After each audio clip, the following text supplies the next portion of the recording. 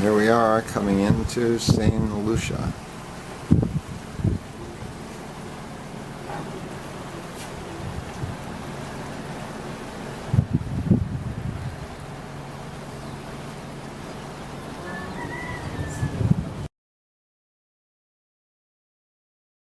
This is the other side of the ship from where our room is. It's St. Lucia. 7 a.m. in the morning. We're just getting started.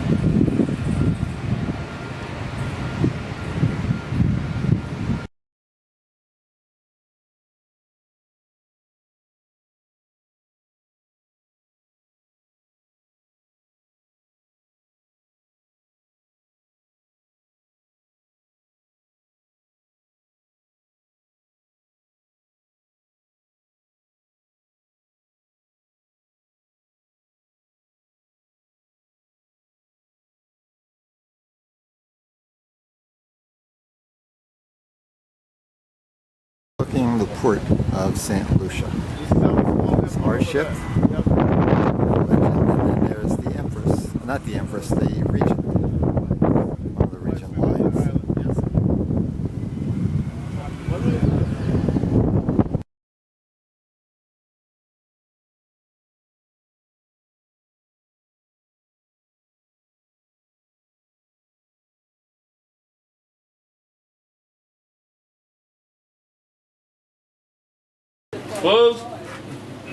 First banana lesson. Swallow before you talk. This hair is biodegradable. So when you toss this out here, you are not littering, you are fertilizing. Second banana lesson. Never speak with banana in your mouth. No, that was the first one. Alright, folks, a banana tree takes approximately 6 months to grow into a fully grown tree. After 6 months, we get one of these. Okay? Baby bananas.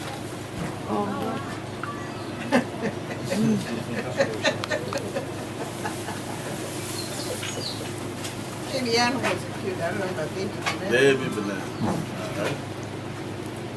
Alright. Now, 3 months later, those babies are ready for harvest. So 6 months, the tree grows. This comes out 3 months later. Cha-ching. Get paid. So the whole process takes 9 months. Just like having a real baby. Yeah. Now if you look over here, you're gonna see more baby bananas. Yeah. Now say we raise another one. Let's see what we're gonna find. What do you think we're gonna find? Banana. More babies? Think so? Let's find out. Yeah. More babies. Alright, let's try this one over here. What do you think we're gonna find? More babies. You betting the house on it? Yep. Wow, she is brave. Let's find out. You are right.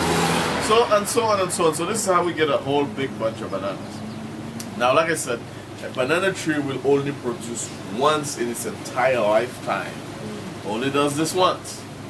So you might be wondering, well, where does the next banana come from?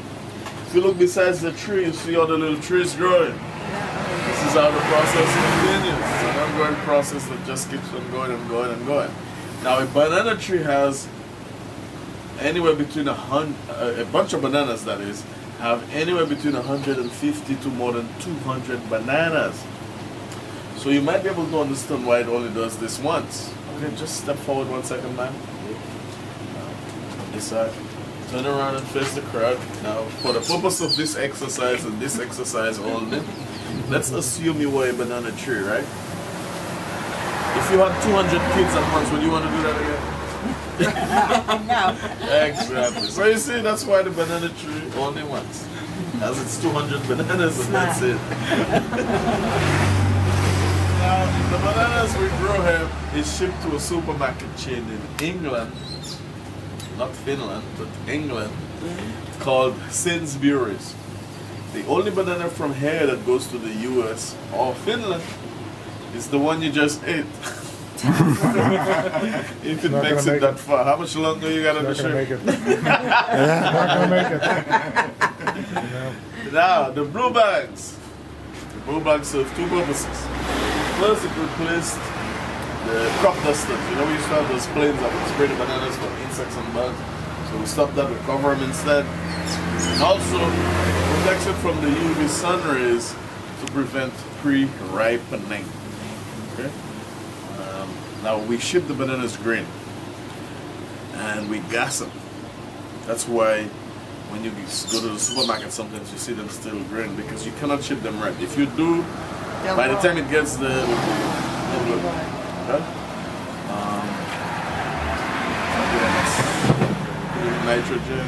Yep. The nitrogen stops the ripening process. So they put them in nitrogen. Completely stops the ripening process. Alright, any questions? You have monkeys that like bananas? Yes, but they're not here because that would be bad for the banana business. Any questions?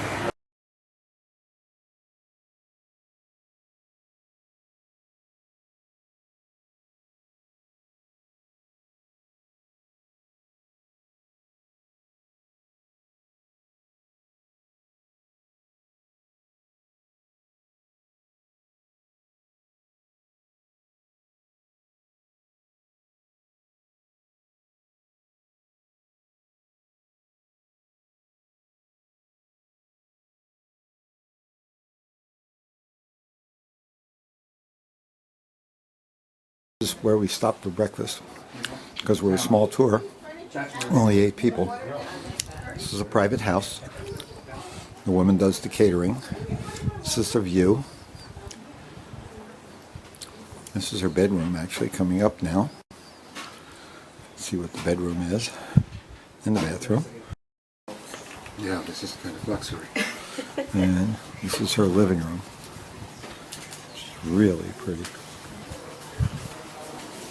And this is the dining room, the hallway, and we'll go into what must be her kitchen. This is the kitchen. There we go. Yeah, because these names That's our guide. There's Bill washing his hands. Everybody at the end of it is just, that's how we.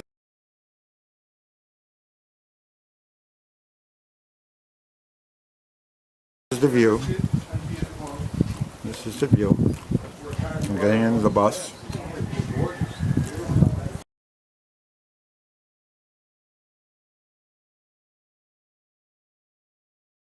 Okay, on the left here, this is the rainforest area. This is where we get some of our wildlife, you know, like the wild pigs, the possums.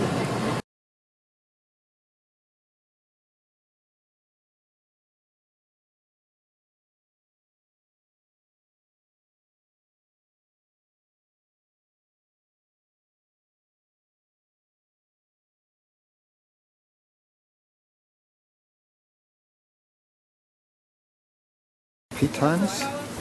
We're looking at the pitons.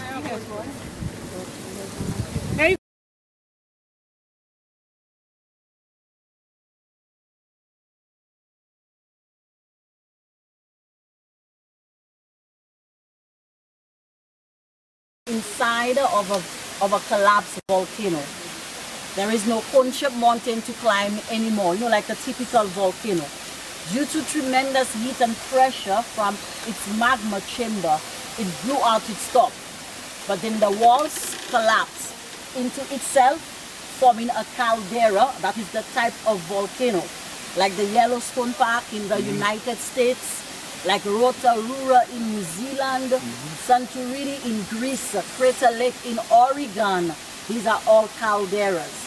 You have been driving inside of this one from the time you entered into the town, Soufrière, whether you enter by land or by sea. It covers about 12 kilometers squared. That's about 3 to 4 kilometers in diameter. It also extends about half a mile into the rainforest. Altogether, it's about 7.5 miles. So the entire region of Soufrière is the volcano, okay? The formation of this collapsed volcano was about 39,000 years ago. Now in geological years, it's like yesterday, so it's quite recent. we have a very young volcano. Okay? The last time we had an eruption was in the year 1766, over 200 years. It took place from right here.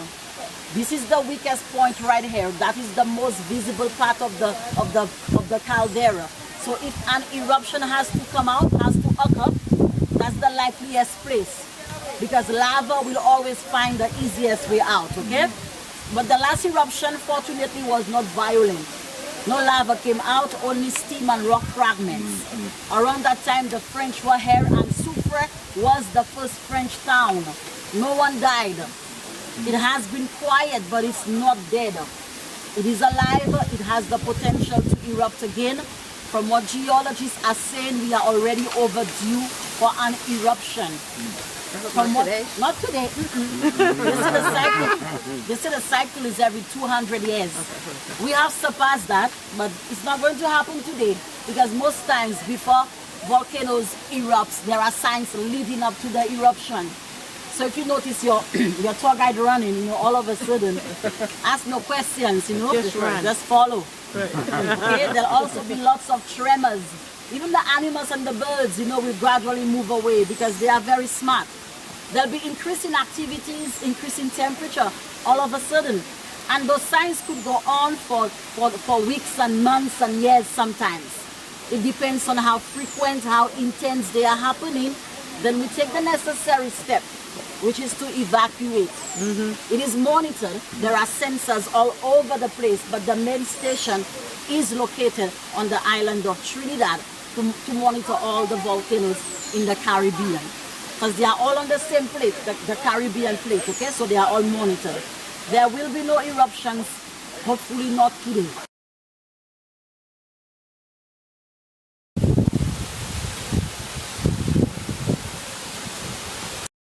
That is why the bath was built, actually constructed in 1902, 2 of those baths. But hurricanes and storms destroyed one of them. This is the only one left. It was renovated, but now it's not in use. In 1902, that was during the Victorian era. Okay. And around that time, persons were very much into mineral bathing. Absolutely. That was the thing to do. And it's getting back popular once again. Everybody wants to look 10 years younger. I'm actually 95 years old. Should be working.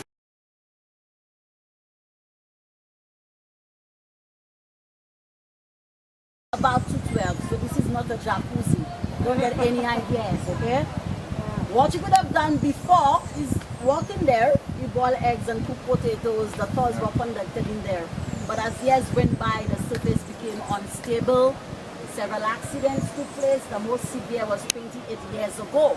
A guy by the name of Gabriel, he was storing 7 persons, and in doing that, you know, he was jumping on the surface demonstrating, you know, how unstable. But little did he know, it was hollow underneath.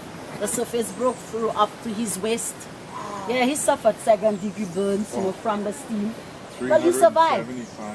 Okay, with a name like Gabriel, he had angels guiding him. It must be. All right, so he's alive and well in Soufre. Gabriel can walk. He is not paralyzed. He did create a hole. His first big hole to the front. The first big hole, this cone-shaped hole. Wow. That's Gabriel's hole. It was the size of his waist. It has enlarged. It happened on the 12th of April, 1985. True story. Wow. Now, it was several years after, only for tourist attraction. And there is no diamond, no gold either. Yeah, the island is way too young. I've been digging. There's nothing in there, seriously. Those minerals combining makes the water black. And it flows down to the bathing area at the bottom. So at the bottom is where you get 10 years younger. At the bottom, okay? Each bath you take, 10 years younger. And you can keep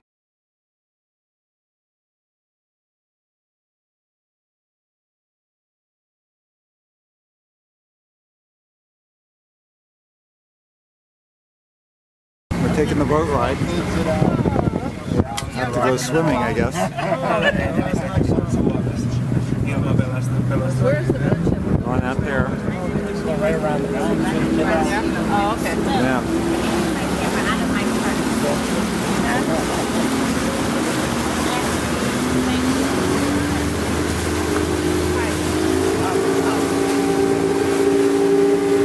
Tell Christopher I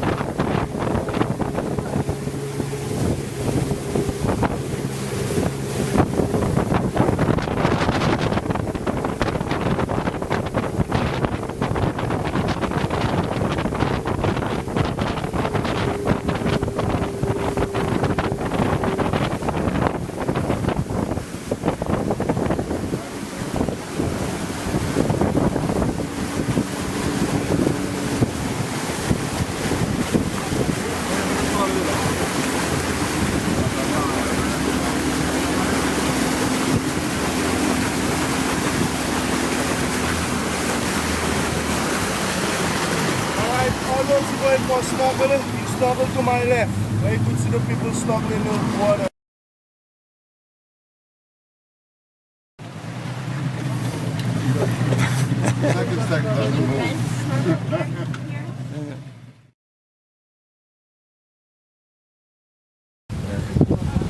Getting ready to go snorkeling.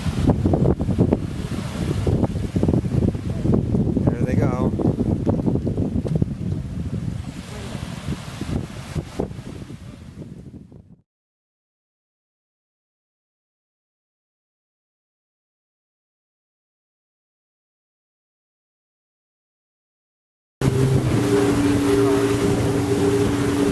Now we're heading back.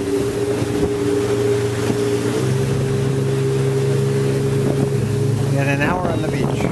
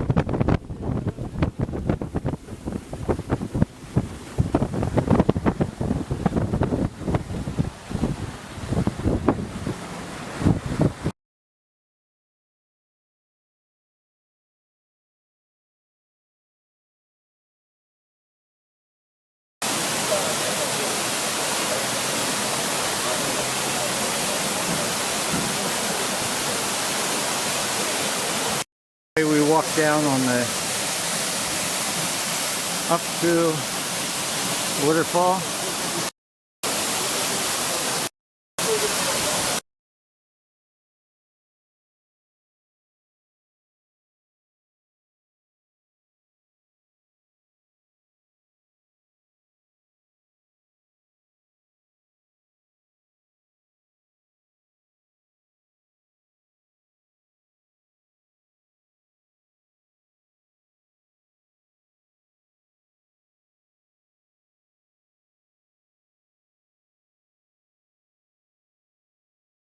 Shopping center, which is attached to the terminal at the St. Lucia Mall, and we'll be getting on the ship. This is our last real port besides Lebanon. We're leaving St. Lucia now. This is looking at the port where we had come in to. That's a Regent cruise line. Here's the dock we were at. This is basically the coastline. I think it's looking north.